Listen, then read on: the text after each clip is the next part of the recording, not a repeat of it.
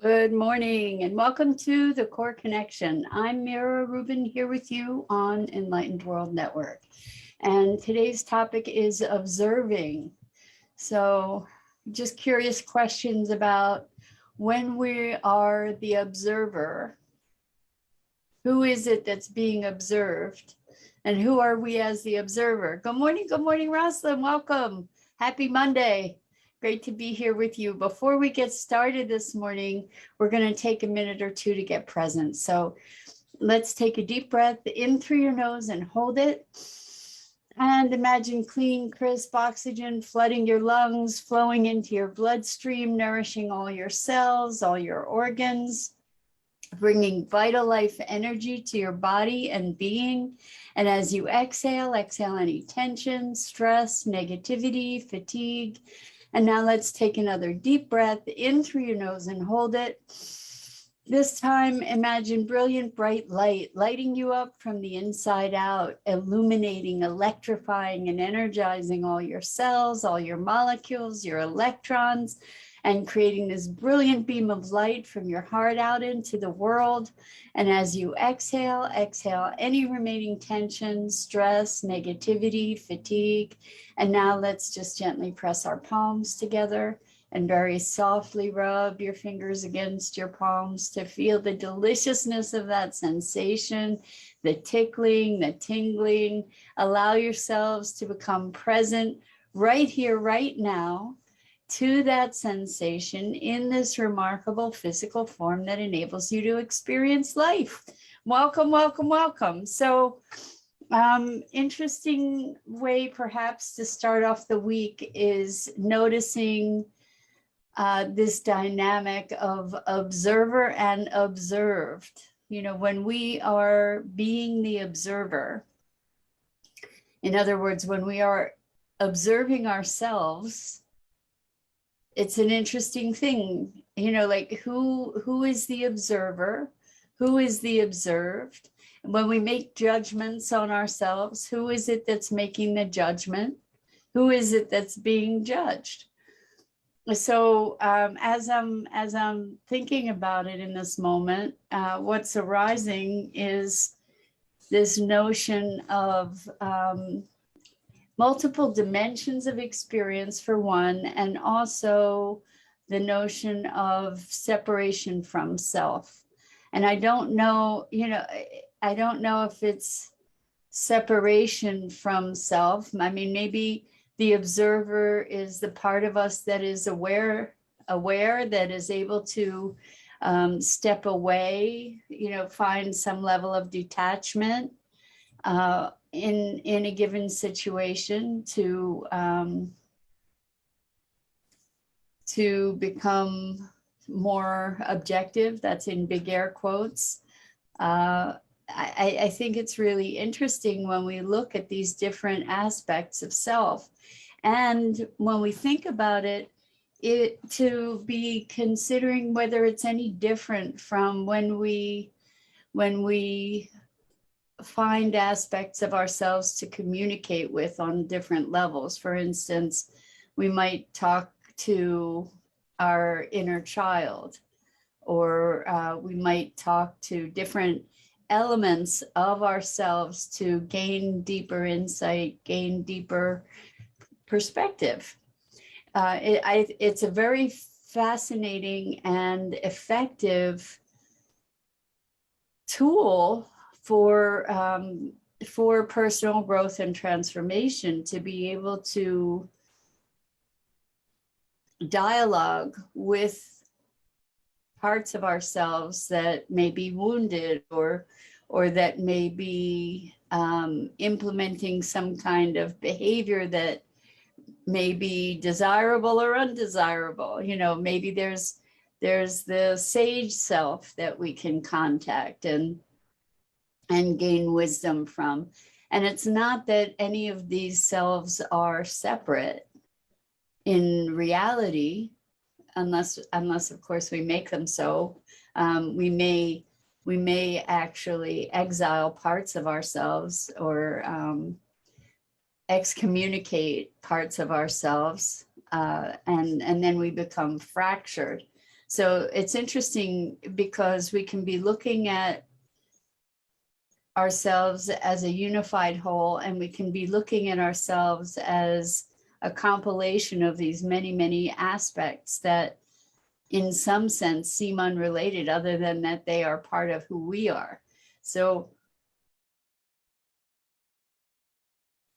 as I'm thinking about it, I'm thinking that what it comes down to is it's all conceptualization. It's all our way of thinking about things that determines the unity, or our experience of wholeness or separation within. Good morning, Jennifer. So good to have you joining us. Great to be here with you and everybody else who's here with us this morning for this conversation about observing ourselves, observing others. So Rosalind says, do humans and some animals see their reflection in a mirror as their self? Was Maggie aware of herself? Oh, that's such a great question, Rosalind. Maggie didn't have much time for mirrors. And the only way that I could say that Maggie might be aware, might have been aware of herself, is that she did know her name. So when I would call Maggie, she knew that I was calling for her, or that I was calling her. So I don't know if I have no idea. It's such a great question. And this is an interesting, really, really interesting question that you posed. I heard a poet, his first name was Dominic. I think his first name was Dominic. I think that this is National Poetry Month or something, and I was listening to NPR, and there is a, you know what, I don't think it is Dominic. It's, oh boy, let's see, it begins with a D. I'll see if I can remember his name. Anyway, my mind is still trying to remember this guy's name. I apologize. He's a poet, and he's a poet on TikTok. Apparently he's gained tremendous fame on TikTok. And there is one poem, I think it may have been the very first poem he posted on TikTok. And it was really, really, really beautiful. And it said, essentially, when someone calls you beautiful, don't deny it, accept it, because who's speaking to you is someone who has seen the glint of sunlight in your eyes, who has seen you respond with laughter, with joy. And the only way that you've ever seen yourself is through your reflection. And so believe the people that tell you you're beautiful, essentially.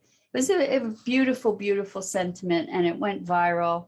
And Donovan, that's his name, Donovan. And I don't remember his last name, but you might check it out if you look up Donovan Poet, maybe on TikTok. I don't spend a lot of time there, so I don't really know how you would go about finding him, but it's a beautiful sentiment. And the fact is, to your point, Rosalind, is the only way that we know ourselves is through photographs, through mirrors. You know, the only way that we know our own appearance, or Zoom for that matter, right? And so we don't see ourselves as others see us. We can't. We're not able to. So we see ourselves in captured moments, right? And it's a very, very fascinating awareness. So when we're talking about observing, we tend to believe that observing is objective somehow. You know, that we have a capacity even to be objective. We may have I think we probably have a spectrum of objectivity, none of which ever becomes purely objective, because even if we try to suspend our ideas and beliefs and our inner chatter, we still are very much a function. Our perception is very much a function of our interpretation of our senses, and our interpretation of the world. So our projected beliefs, our projected emotions, our physiology that influences our experiences. So when we think about being an observer, we think about, or I think about, the suspension of judgment. But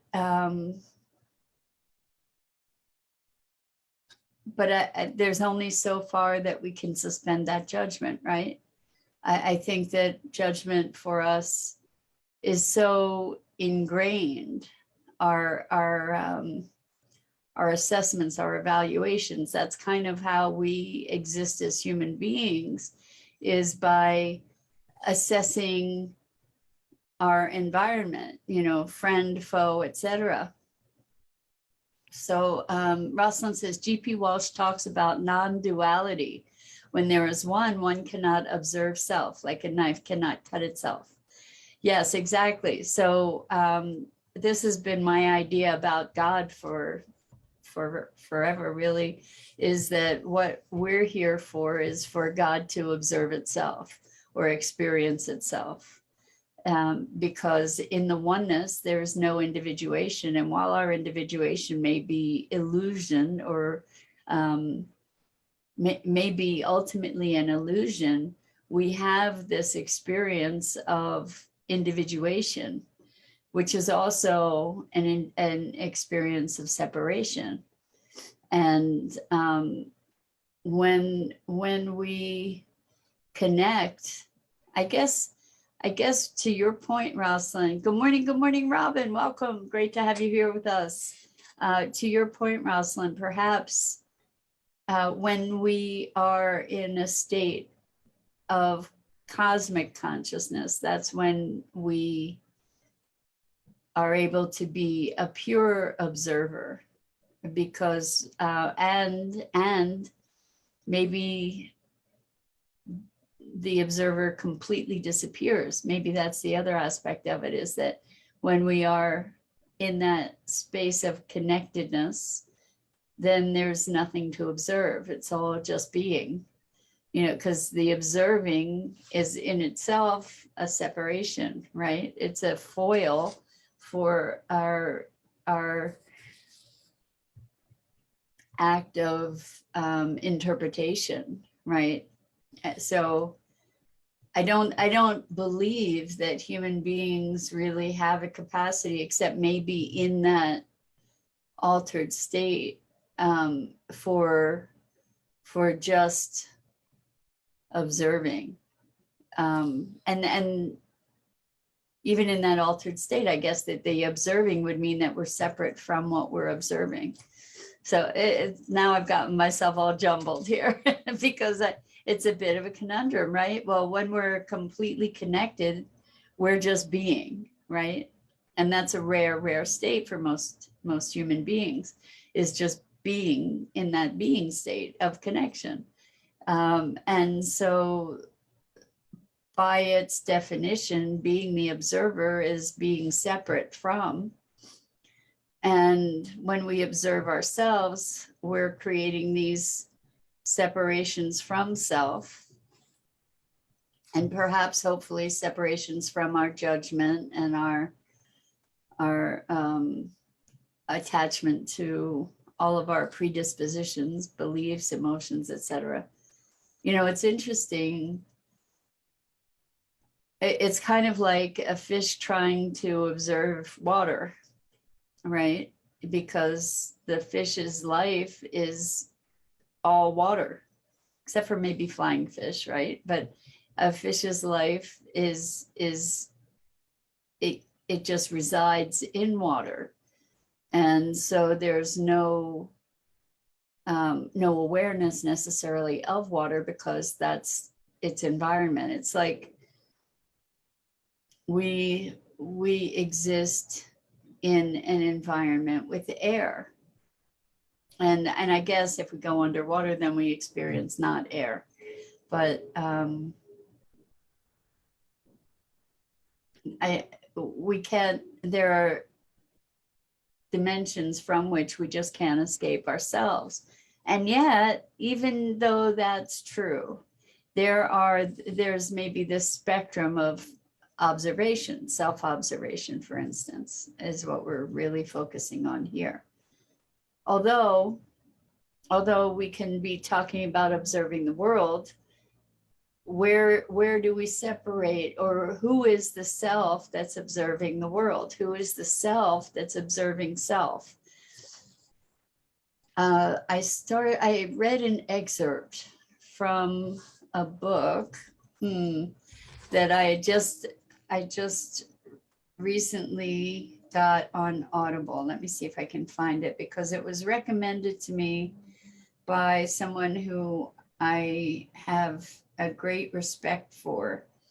And they said this book is a book that they give to people, like this is their favorite, most impactful book. It's called The Untethered Soul by Michael Singer. And the excerpt that I was reading was talking about who is, that we always have this chatter going on in our head. We always have a running commentary on everything going on around us. Isn't that a pretty car? Oh, I used to have a car like that, et cetera, that we have this running commentary, and that the self that is able to observe that running commentary, that's the self that is kind of in control. That's the self that is the foundational self. The other part is just trying to control our interaction with the world, interestingly, right? To moderate, to interface with the rest of the world. And I think the idea was to, I only read a small excerpt, so I don't really know, but my guess was that the idea in the book was to connect directly with the soul that's not the commentator all the time. So Rosalind says, the separate self is the result cresting the observation deck. Our hair and nails just grow. We are not observing it grow. We don't have to tell our lungs to breathe. It just does. So the separate self is the result cresting the observation deck. So that's an interesting way of phrasing it. I'm thinking that what you mean, what you're saying, okay, creating. Okay, the separate self is the result creating the observation deck. So that's like the part that's able to observe our own patterns is the part that's creating the patterns. Is that what you're saying, Rosalind? I'm not really sure.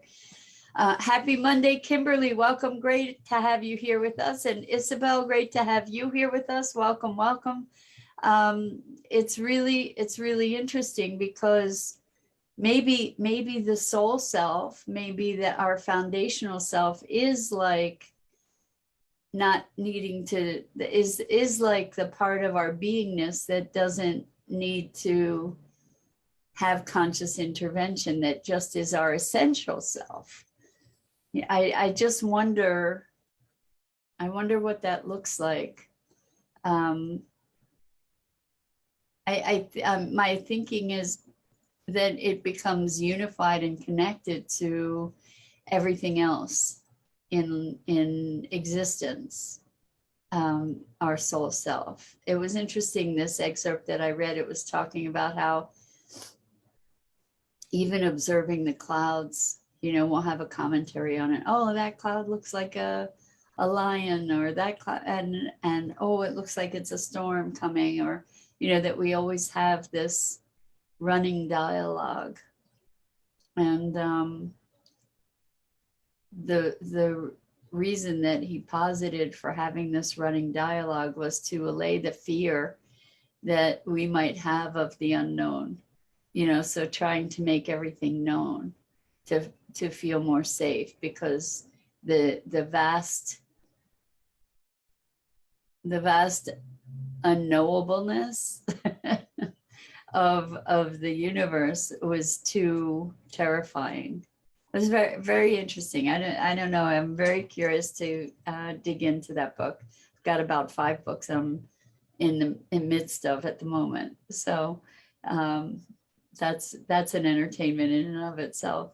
Anyway, so this observer mode, when you observe yourself, is the you that's observing yourself judging yourself? Because if that's the case, there's another you that is an observer too, that can see yourself judging yourself as you're observing yourself. And it makes me think of the nested Russian dolls, where there's a doll inside a doll inside a doll, and it just keeps going till you get this tiny little doll. Yeah. And what are we observing? What is the value of those observations that we make? It's very, very fascinating to me. And I see value in, maybe talking to these different selves. It's a technique that I actually learned when I learned neuro-linguistic programming, NLP, to be talking to these parts of ourselves and to bring them into dialogue with each other. And as they resolve any kind of conflict or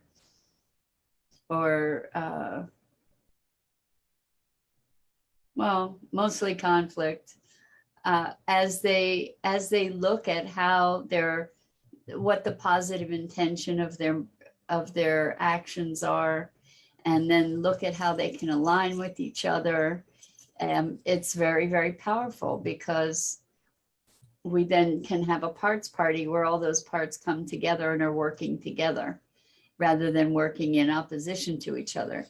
And that's another way that we can begin to observe ourselves and our patterns and our habits.